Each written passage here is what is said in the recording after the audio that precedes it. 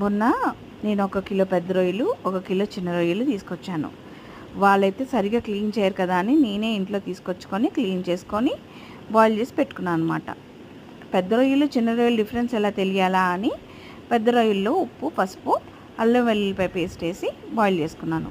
చిన్న రొయ్యల్లో ఉప్పు, కారం, పసుపు, అల్లం వెల్లుల్లిపాయ పేస్ట్ వేసి బాయిల్ చేసి పెట్టుకున్నాను.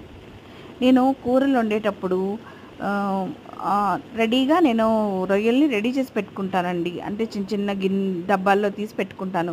రొయ్యలు కొలెస్ట్రాల్ కదా, ఎక్కువ తినొద్దని మా వారు తిడుతూ ఉంటారు నన్ను. అది కానీ నీసు తినే వాళ్ళకి కొంచెం కూరల్లో అలాంటి నీసు వాసన వస్తే ఈజీగా కూరలు వెళ్తాయని నా ఉద్దేశం. సో నేనైతే ఇలా చేసి పెట్టుకుంటాను. మీరు ఎలా చేస్తారో నాకు కామెంట్ సెక్షన్లో తెలపండి. నా వీడియో నచ్చితే లైక్ చేయండి, షేర్ చేయండి, సబ్స్క్రైబ్ చేసుకోండి. బాయ్.